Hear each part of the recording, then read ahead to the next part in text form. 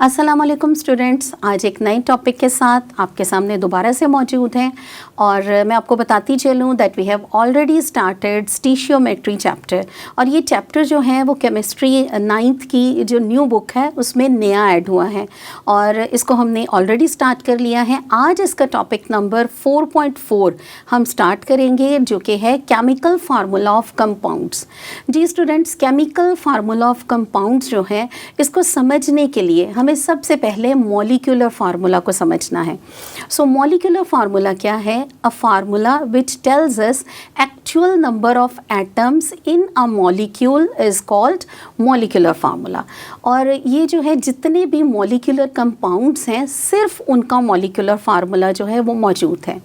और फिर हमें ये जानना है कि एम्पिरिकल फार्मूला से ये इनडायरेक्टली हासिल किया जा सकता है, डायरेक्टली नहीं।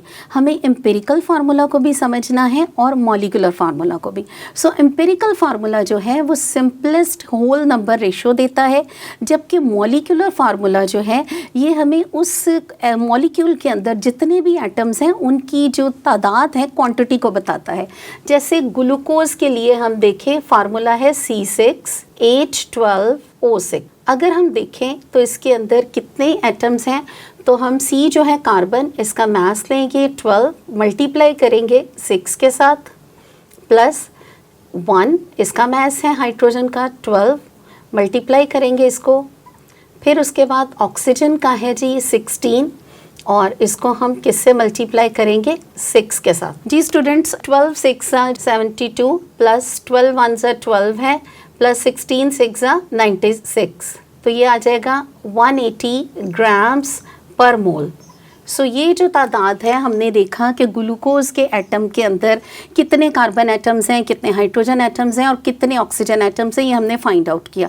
लेकिन इसी ग्लूकोज का एम्पिरिकल फार्मूला जो है स्टूडेंट्स वो आ जाता है CH2O। सो ये इसका एम्पिरिकल फार्मूला है जो इसकी होल नंबर रेशो जो है वो हमें बताता है। और इसकी जो मास परसेंटेज कंपोजिशन जो है वो भी हमें मॉलिक्यूलर फार्मूला बताएगा। वो किस तरह से कि हमें पता चलेगा, फ़र्ज़ करें ये ग्लूकोज का फार्मूला है, हमें पता चलेगा इसमें 6 कार्बन है, 12 हाइड्रोजन है एंड 6 ही ऑक्सीजन के एटम्स हैं। सो इसको हम कहते हैं मास परसेंटेज कंपोजिशन, जो कि ग्लूकोज का फार्मूले से हमें पता चल रहा है। तो ये भी बताता है मॉलिक्यूलर फार्मूला। अब हम देखते हैं कि इसको कैलकुलेट कैसे किया जाता है। स्टूडेंट्स, इसके लिए एक फार्मूला है that you need to learn. Molecular formula is equal to n into empirical formula. यहाँ पे n क्या है? n जो है ये कोई भी नंबर हो सकता है, 1 2 3 एंड सो ऑन, और ये एक इंटीजर है, एक नंबर है। अगर n इज़ इक्वल टू 1 है तो आपने याद रखना है उसका molecular formula and empirical formula जो है वो सेम है, तो n इज़ इक्वल टू 1 है। उसके अलावा n कैसे फाइंड आउट किया जाता है, इसके लिए ये एक और फार्मूला है that you need to learn. n is equal to molar mass over empirical formula mass, यानी मोलर मास जैसे हमने अभी ये निकाला है और इसके साथ एम्पिरिकल फार्मूला मास। अब इसको अप्लाई कैसे करना है, इसके लिए कुछ न्यूमेरिकल्स हैं जो हमारे स्टीशियोमेट्री के चैप्टर के अंदर दिए गए हैं। कुछ सॉल्व्ड एग्जांपल्स हैं, कुछ सैम्पल क्वेश्चंस हैं और कुछ एक्सरसाइज क्वेश्चंस हैं। सो अभी हम देखेंगे एग्जांपल नंबर 1 है एम्पिरिकल फार्मूला ऑफ हाइड्रोजन पर ऑक्साइड इज HO। हाइड्रोजन पर ऑक्साइड का एम्पिरिकल फार्मूला है HO।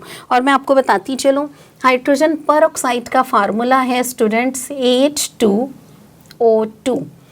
इसका एम्पिरिकल फार्मूला है HO। It's molar mass is 34।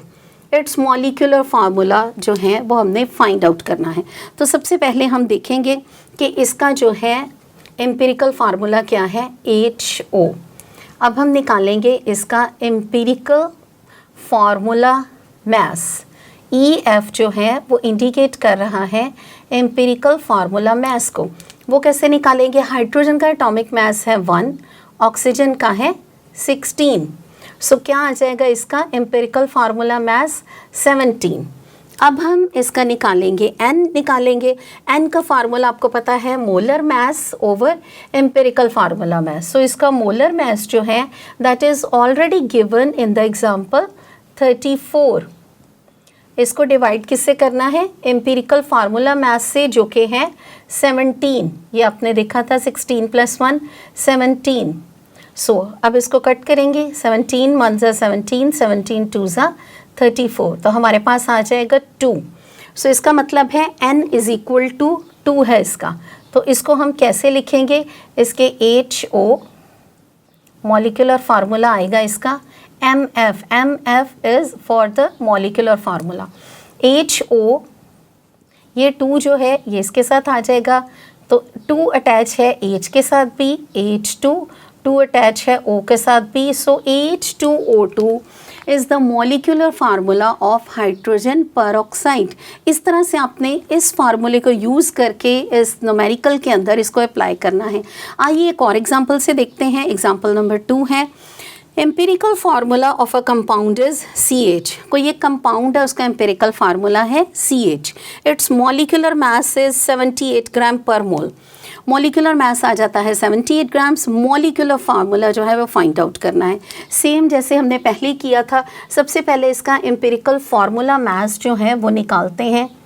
Empirical formula of CH जो है इसका आ जाएगा एम्पिरिकल फार्मूला मास। कार्बन का कितना है 12, हाइड्रोजन का कितना है 1, सो ये आ जाएगा 13।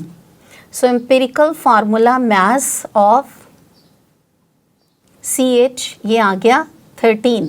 अब वही फार्मूला अप्लाई करेंगे that we have used before. Molar mass over empirical formula मास।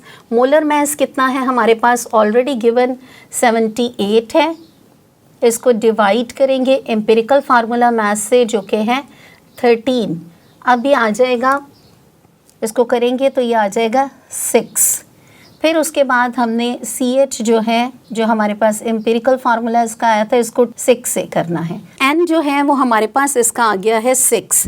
अब हमने क्या करना है, मॉलिक्यूलर फार्मूला, इसको अपने शॉर्ट फॉर्म में MF लिखना है। मॉलिक्यूलर फार्मूला ऑफ CH क्या आ जाएगा, आपने ये जो 6 है इसको ब्रैकेट में करके CH के साथ लिख देना है, और ये 6 इससे मल्टीप्लाई होगा C से और H से। सो इसका मॉलिक्यूलर फार्मूला आ जाएगा C6 एंड H6। सो इस तरह से आपने स्टूडेंट्स मॉलिक्यूलर फार्मूला जो है वो निकालना है, और आपको एग्ज़ाम में आ जाएगा कि आपने एम्पिरिकल फार्मूला जो है that is already given in the question. इसमें CH था एम्पिरिकल फार्मूला, इसमें HO था। जैसे ही एम्पिरिकल फार्मूला आपके पास आ जाए, आपने उसका जो है मास निकाल लेना है, और उसके बाद उस मास को आपने ये जो फार्मूला है molar mass over empirical formula मास उसमें अप्लाई करना है उस फार्मूला के अंदर। तो आपके पास n नंबर निकल आएगा। उस n नंबर को आपने पूरा जो आपके पास एम्पिरिकल फार्मूला आया था उसके साथ मल्टीप्लाई कर देना है डिजिट्स के साथ, तो आपके पास मॉलिक्यूलर फार्मूला आ जाएगा। उसके बाद स्टूडेंट्स एक और छोटा सा टॉपिक है 4.5 यूनिट में, जो कि है deduce molecular formula from structural formula.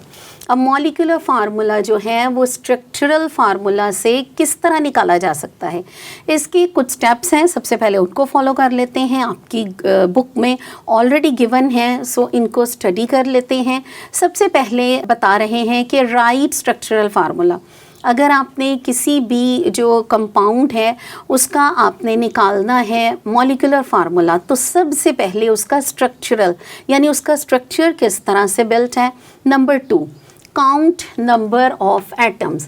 आपने उसके अंदर जितने भी एटम्स हैं उनको काउंट कर लेना है। Number 3, write symbols. आपने उन सब के सिंबल्स लिख लेने हैं। Number 4, write as a subscript, यानी उसके जो राइट या लेफ्ट कॉर्नर पे जो है आपने उनको लिख देना है। अब कुछ एग्जांपल्स हैं, सैम्पल प्रॉब्लम्स हैं जो आपकी बुक में ऑलरेडी गिवन है, एक्सरसाइज क्वेश्चंस भी हैं, and you need to practise them. आपने उनको प्रैक्टिस कर लेना है एक्सरसाइज से भी। अभी 2 प्रॉब्लम्स हैं, sample problems that we will do.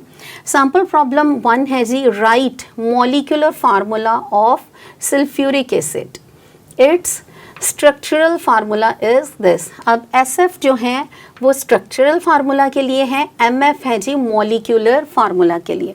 अब लिखना क्या है हमने, इसका मॉलिक्यूलर फार्मूला किसका, सल्फ्यूरिक एसिड का, और इसका स्ट्रक्चरल फार्मूला जो है वो आपको ऑलरेडी गिवन होगा, एग्ज़ाम पेपर में भी रिटन में होगा। अब सल्फ्यूरिक एसिड जो है स्टूडेंट्स, उसमें देखें S जो है वो उसका मेन जो है वो एटम है, और आपने याद रखना क्या है कि सल्फ़र, S क्या है, सल्फ़र। अब ये जो है ये तकरीबन 6 बॉन्ड बनाता है, 1 2 3 4 5 6। सो ये अपने एडजेसेंट एटम्स के साथ 6 बॉन्ड बनाएगा, ये आपका जानना ज़रूरी है। उसके बाद अब ये 6 बॉन्ड किसके साथ बना रहा है, ऑक्सीजन एटम के साथ, और ऑक्सीजन एटम फर्दर एक तरफ एक हाइड्रोजन के साथ, दूसरी तरफ दूसरे हाइड्रोजन के साथ बॉन्ड बना रहे हैं। सो ये क्या है, इसका स्ट्रक्चरल फार्मूला, ये आपको एज इट इज़ मिलेगा ड्रॉ किया हुआ। अब आपने इसका मॉलिक्यूलर फार्मूला जो है वो लिखना है। लिखना कैसे है, ये जो स्टेप्स थे हमारे पास इनको अप्लाई करेंगे। नंबर 1 राइट स्ट्रक्चरल फार्मूला, ये रिटन है। Number 2 count number of atoms, आपने नंबर ऑफ एटम्स काउंट करने हैं सल्फ्यूरिक एसिड के स्ट्रक्चर। आप लिखेंगे इट हैज़, काउंट करनी है जी। सबसे पहले हाइड्रोजन काउंट कर लेते हैं, 1 and 2। It has 2 hydrogen. Oxygen देखते हैं, 1 2 3 4, 4 ऑक्सीजन एंड 1 S। उसके बाद हमने क्या करना है, राइट सिंबल्स। सिंबल्स जो हैं वो ऑलरेडी हमने साथ लिखे हैं, hydrogen, oxygen and sulphur. Write as subscript, अब आपने इसको नीचे लिख देना है। ये जो आपको 2 रिटन है इसको आपने नीचे लिख देना है। कैसे लिखेंगे इसको, H2, S अकेला है, इधर लिखेंगे SO4। सो हमारे पास सल्फ्यूरिक एसिड का जो फार्मूला आ गया है, मॉलिक्यूलर फार्मूला इसका वो है H2SO4। सो ये आपने इस तरह से इसको अप्लाई करके वेरी इजी आपने इसका फार्मूला जो है वो निकालना है, जो कि है H2SO4। इसी तरह स्टूडेंट्स एक और सैम्पल प्रॉब्लम है, number 2 right molecular formula of acetic acid. It's structural formula is here given. अब याद रखें कि एसिटिक एसिड जो है इसकी स्ट्रक्चरल को देखते हैं, इसमें कार्बन एटम जो है वो मेन है। कार्बन एटम जो है वो 4 बॉन्ड बनाता है, 1 2 3 4, 2 ऑक्सीजन के साथ, एक इस ऑक्सीजन के साथ और एक जो है इस कार्बन के साथ। H3C इसलिए लिखा जाता है कि कार्बन टू कार्बन बॉन्ड बनता है। सो इसमें आपने देखा था सल्फर मेन एटम था और वो 6 बॉन्ड बना रहा था। अब कौन है मेन एटम, कार्बन, और ये टोटल 4 जो है बॉन्ड बना रहा है। अब देखते हैं उसी फार्मूले को अप्लाई करते हैं स्टेप्स को। Right structural formula that already given. Number 2 count number of atoms, वो काउंट कर लेते हैं। तो हम लिखेंगे सबसे पहले इट हैज़, हाइड्रोजन देख लें 8 3 8, तो ये आ जाएगा 3 हाइड्रोजन इधर हैं, एक इधर है, 4 हाइड्रोजन। कार्बन को देखते हैं 1 and 2, 2 कार्बन। ऑक्सीजन को देखते हैं 2 ऑक्सीजन, एक इधर है और एक इधर है, 2 ऑक्सीजन। थर्ड स्टेप था राइट सिंबल्स, वो हमने ऑलरेडी लिख लिए हैं। 4 हाइड्रोजन का सिंबल H है, कार्बन का C है, ऑक्सीजन का O है। नाउ राइट एज सबस्क्रिप्ट, अब सबस्क्रिप्ट की फॉर्म में लिखते हैं H4C2O2। सो C2H4O2 जो है वो इसका मॉलिक्यूलर फार्मूला है। किसका मॉलिक्यूलर फार्मूला है हमारे पास, एसिटिक एसिड का। सो इस तरह से स्टूडेंट्स आपने इनके जो हैं मॉलिक्यूलर फार्मूलाज को अप्लाई करके, फार्मूला अप्लाई करना है, मेन स्टेप्स लर्न करने हैं, then you will be able to write their molecular formulas. और हमारी बुक में ऑलरेडी और भी मौजूद हैं एक्सरसाइज में। मैं उम्मीद करती हूँ कि आपको ये जो एग्जाम्पल्स हैं या जो सैम्पल प्रॉब्लम्स हैं आपको समझ आ गई होंगी। Just you have to learn the main formula और the main steps and you need to apply to solve your exercise problems. So ये था आज का लेक्चर और मैं उम्मीद करती हूँ कि आपको अच्छे से समझ आ गया होगा। आज के लिए इतना ही था। अल्लाह हाफ़िज़।